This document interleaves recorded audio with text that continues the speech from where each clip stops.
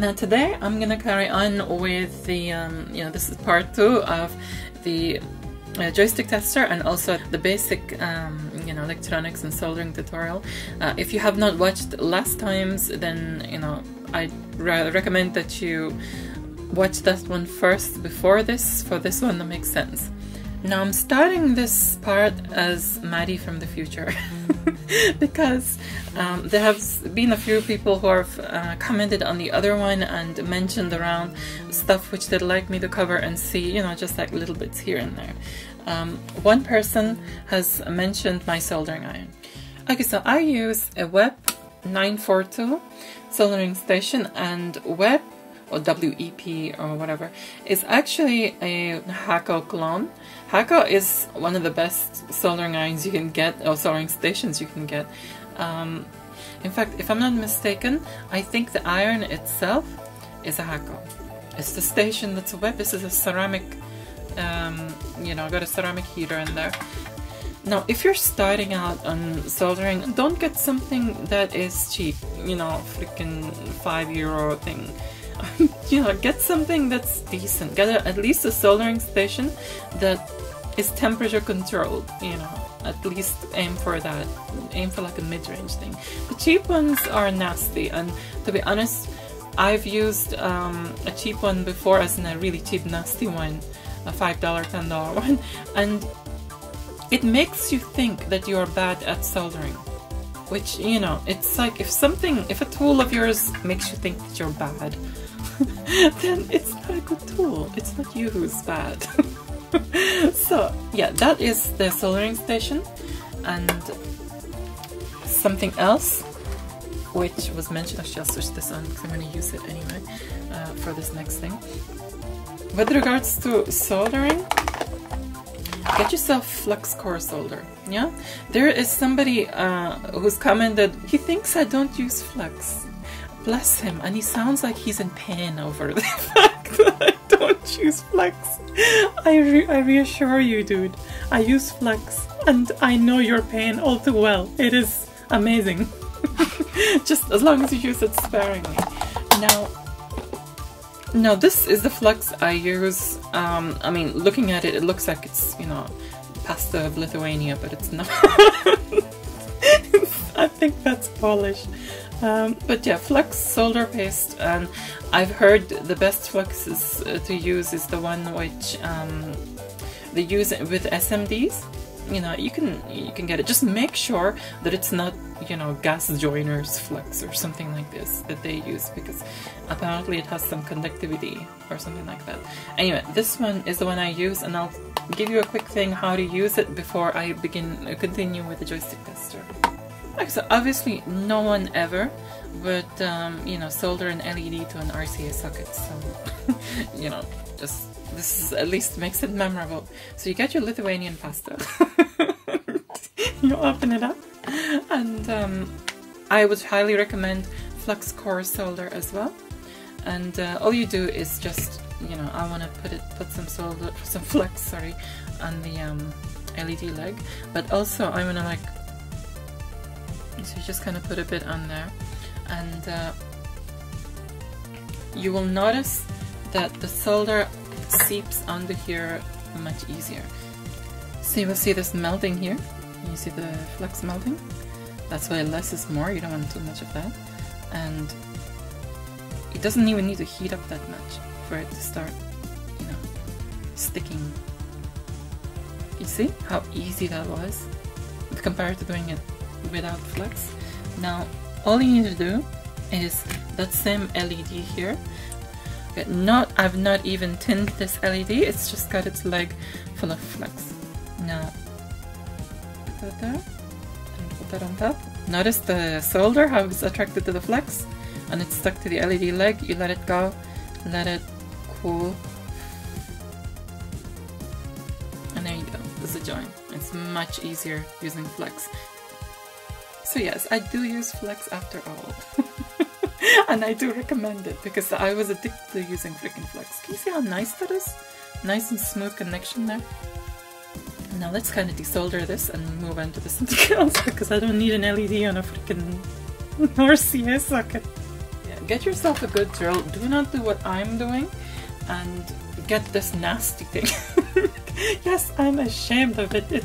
I got this freaking ages ago because I actually got it as a screwdriver, but it has a drill as well. And I tend to use it to make pilot holes and holes like this in plastic, and it's nasty. And I've almost had an accident using it once. Here is the clip. Just sink them so I can get, you know, be able to screw it on there.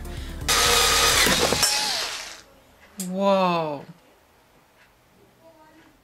It's like bent and broken. How have I managed that? So yeah, do not get yourself a 3.6 volt freaking piece of cack. Get yourself an 18 volt cordless drill. A decent one.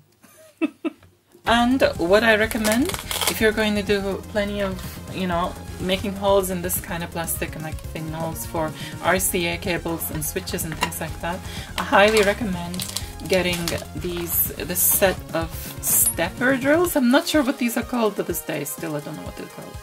So basically you're drilling into it and you make sure you stop at the right size, you know, and this set comes with, you know, this will not even fit into my 3.6 volt freaking piece of cack. So that's why we need an 18 volt drill as well. And this is even more of a bigger one. Freaking this thing. And I think these, you know, if you're just mounting stuff, it's perfect. I highly recommend getting these. It just makes life so much easier than having lots of freaking drills and drill bits. What am I doing? This here.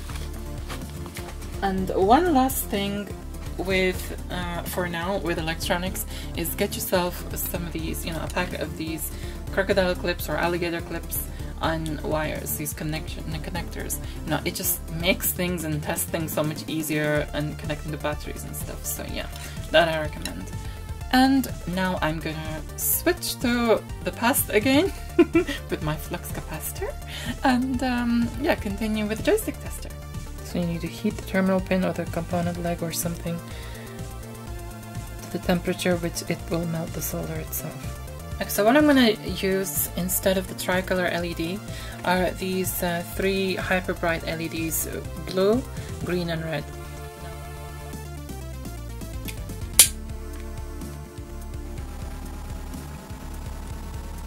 Now what you want to do is tin these.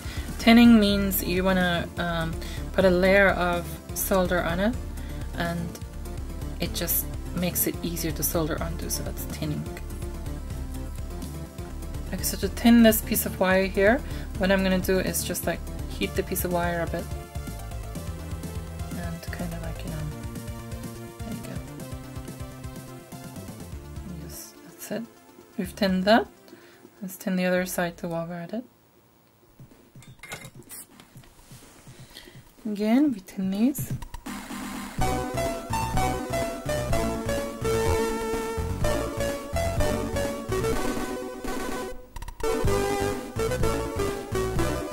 It's so much easier to solder on something that's been tinned.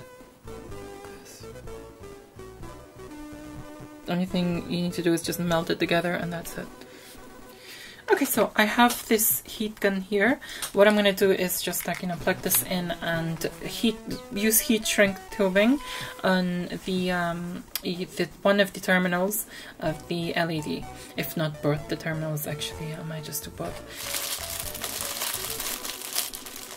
Roughly cut it in thirds.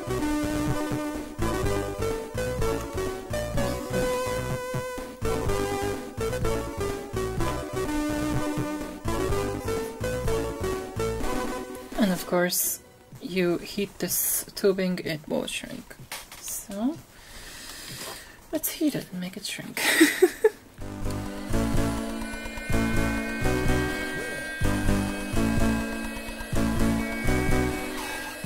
There we go, we're done there. That was nice and easy. Let me do the third LED here.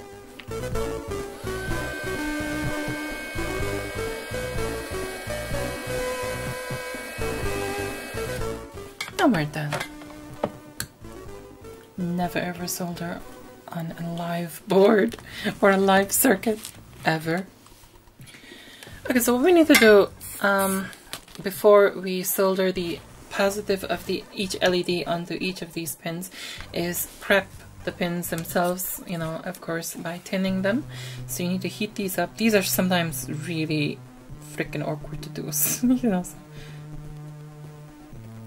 There we go. Now we just check underneath the board, double check that, because I felt these wobbles, so I don't want them to desolder or you know, break contact with this, which this one has done, because I think it melted. No, it's fine. It's fine. Slightly trim these a bit.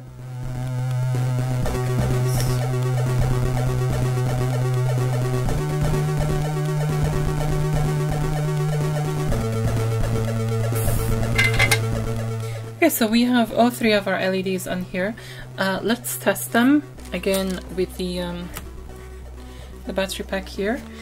We put the positive on the center of the flower. Okay, so we are pretending now that we are a joystick. So we kind of, you see, that's up, left, down, and right. Fire button A, you see that? My favorite blue. Fire button B is a frickin' hyper bright red one. And fire button C is the green one. Okay, so now we have actually done the main part. What we need to do is everything, we need to connect it to the DB9 connector here. Okay, we have one more LED, and that is the power LED. We're going to do a power LED on this side of the board here. I'm just going to use like a traditional red LED with, you know, 100 ohm resistor. That should be fine. Okay, those three resistors, remember, that's the positive, and that's the part going to the flower. We want to join one side of the resistor to that. And you know what, I'm going to put a decoupling capacitor on it as well. Just because I can. I like putting capacitors in things, I don't know why. It just doesn't, it just needs to be like, you know, 100 off. So first, before anything, we solder it in again, the component and the pad, and then add solder. And then just trim that excess off here. And that's good. So I'm just going to make this one flush to the board. So the positive of the LED is going to be here. And I'll just take it all the way down into there and make it flush on the board. That's cool. It's just going to indicate that it's on, and that's enough for me. Now again, let's just test. There we go. I'm happy with that. I'll know that there's power going to it. And what I'm going to do is parallel a capacitor to this. Okay, so we get this nice pastel green 100 off 10 volt resistor. It's fine. We're only using 3 volts in this circuit. Only ever going to be using 3 volts in this circuit, so it's cool. Let's just add that between the positive and that's it. Okay, so there's a capacitor here, and it's going to the negative of this LED because that's just going to be negative, and it's going to go to the positive, that flower, joining onto that center flower there. And yeah, that's it. I mean, you don't have to have a capacitor there, I'm just choosing to. Now, the LEDs will not go off straight away, they will slightly, you know, you see it goes off smoothly. It doesn't kind of like, you know, there's no instant thingy, and that will be the same. Okay, so let's make our first connection on the DB9 and fire button 1, yeah, that blue one. So fire button 1 goes to pin 6. And what do we do before making any soldering thing on? We tin them.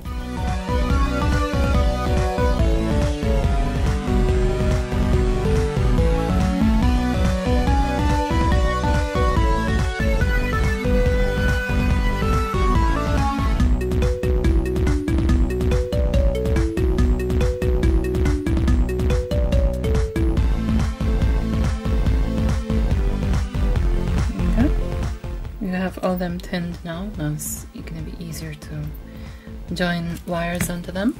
The blue one, let's solder it onto the okay, fire button 1. That's pin 6. Okay, so the DB9, the positive on the DB9 is pin 7. Make sure you take the positive directly from the line. Don't take it from any of these points after any resistors. Take it directly positive, like this.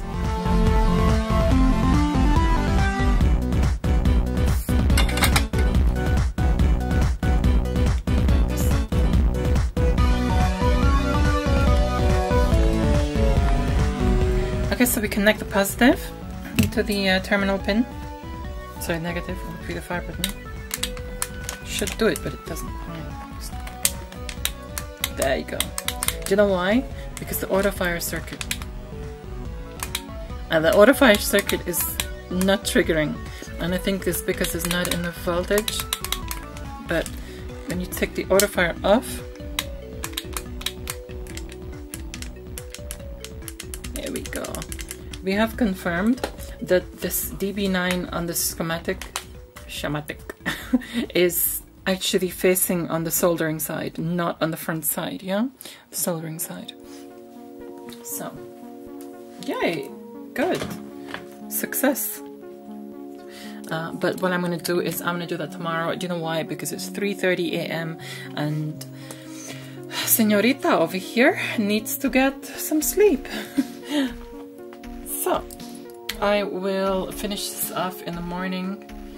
And I don't know why I'm drinking tea right now. I need to be brushing my teeth. Okay, let's just have this one glass, that's it. Okay, so here I am the next day, and there's like a few new things going on here. I have decided to kind of up the voltage a bit, but I'm not gonna find, you know, a bigger one of these. It's just gonna get too silly just adding more freaking batteries. We've done that before, and I think some of you will know earlier on in my channel what that, you know, came to. It's powered two ways, and one of the ways is by mains, and here is the battery compartment with already put in batteries. I know, do not tell me how ridiculous this is. This is like 12 batteries. It's ridiculous, I know, because my initial intention was not for it to actually be a power amplifier. It was ridiculous. Anyway, it's not gonna get that silly. So what I've actually decided to do, instead of battery, just, you know, add a DC jack there, and I have a DC jack to USB, so basically you can use like anything on it, whether it's a power adapter or anything like that, or even like, you know, I mean, there's an abundance of freaking USB power points. It's almost like become its own socket standard, wall socket standard. I'm not trying to make this practical fully, I'm trying to make it enjoyable and nice to use as well. I mean, I couldn't just easily use a battery bank on this and stuff like that. And yeah, it is not the next day, it's the next freaking night. So yeah, my voice is hoarse again. And I've just recorded 2 nostalgia times. One of them was Carve Up, which you saw, you know, just this week, and the next one I recorded was for next week, a subscriber request, which is Ketchum, which I think if this video is going to be in part 2 is going to be, you'll have already seen it by now. What I'm actually going to do before I start, you know, changing stuff around and adding stuff, I'm going to test this on 5 volts, yeah, and see if the auto fire works, see how everything works. I even changed 2 of these resistors for just 2 of the LEDs. So yeah, I'm going to test this on 5 volts, see how it is, and then we'll take it from there. So I'll get my power pack out. We will set this to, it's a very humble basic power pack, we'll set it to 5 volts. Okay, before testing these with the joystick, let's just, you know, do a quick test beforehand. Oh, that's bright. Oh, that's bright. Wow, that's really bright. Freaking that dazzled me, aye. Okay, cool. So we got 3 very bright buttons, freaking LEDs at the thingy 5 volts. What the freak, my thingies all over the place. Now let's connect the joystick to this DB9 and see if the auto fire circuit, you know, works. It should do, you know, it's 5 volts. Okay, it works. You cannot see it flashing or anything. Oh, it's just dimmer because obviously it's flashing at such a quick rate. It shouldn't be flashing at that quick rate, right? No, I cannot see that flashing. Oh, hold on. I've just seen it on the monitor screen. ULED can actually see this flashing, but me from my naked eye, I cannot see it flashing. So let's like take it off autofire and look at the monitor. Okay, that's just normal connection. Then you switch autofire on and then it goes dimmer.